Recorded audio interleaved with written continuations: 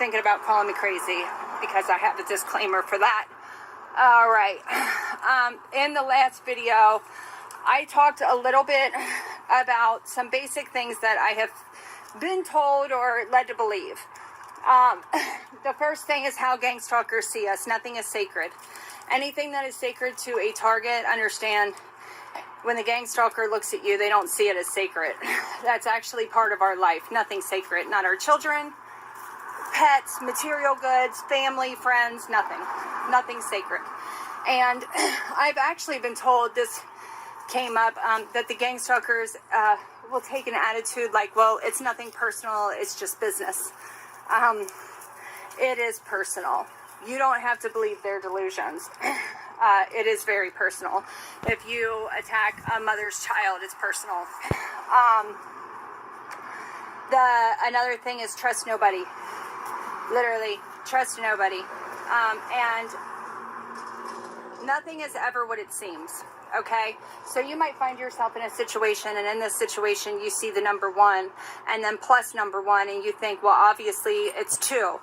It might not be 2. It could be 3, right? You don't know. I've had people in my life that were in my life some years ago that were very aggressive, and I thought they were very negative. Come to find out, the negative people were the ones that had my back, and the ones that were smiling and wanting to be my best friend were my enemies. You literally can't trust anybody. And then nothing's sacred. As far as they're concerned, it's just business. Okay? The thing is, and this is what really about the targeting program, and it's the only thing that can and will and needs to be recognized and learned. It's the only important thing, is that these people that are gang stalking us and that are sabotaging us would not feel the same way about it if it was being done to them instead of by them. And that is everything. Okay? So I talked in the last video about a little bit, something that I've been told is that throughout my life, this started from the time I was a baby, and throughout my life, it was like, they call it, it was written in my book of life. That's what they call it. So it's been wrote, right?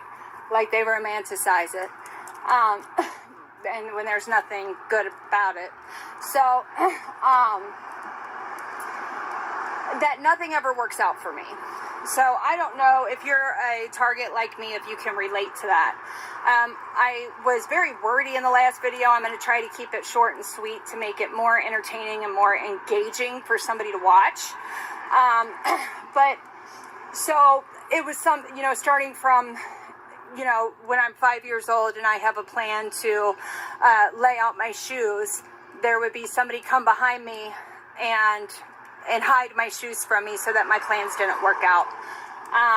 Another thing was like sports, right? So they were in my head keeping me from being good at the sports I wanted to play. I was also acclimated to play music.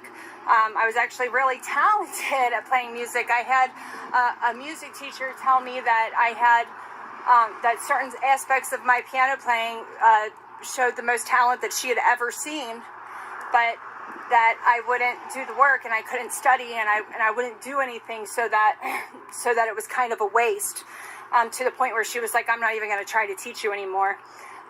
They convinced me when I was younger, they told me that I had ADD, and that was the reason that I could never study. I didn't have ADD. I had a passion for playing the piano so that it wouldn't work out for me. So that meant it couldn't work out for me. I also was a soccer player. One thing that they did with me as a soccer player is they... Uh-oh, here comes a fire truck. It's going to be loud. Hold on.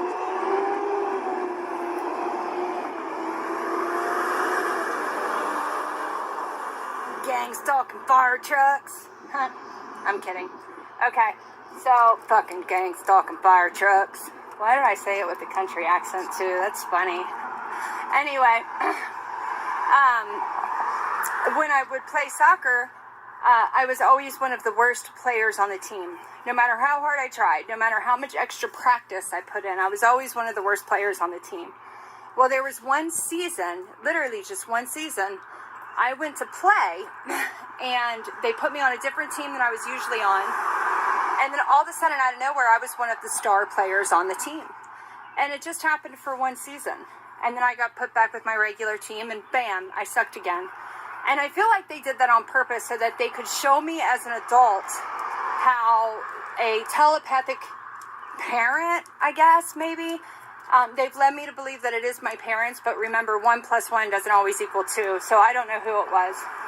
But that it was somebody in your mind telepathically, they can make you really good or really bad at something.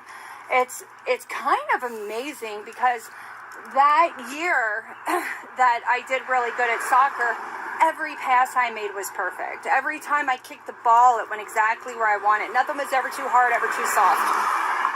And then the next season, I just lost my skills.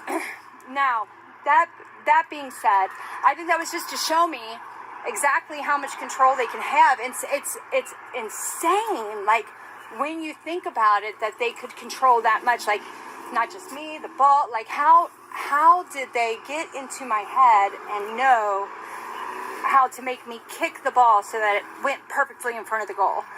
Whereas other times they would have me, especially in high school, if the ball got moved forward, like got kicked towards me, I'd almost run away from it.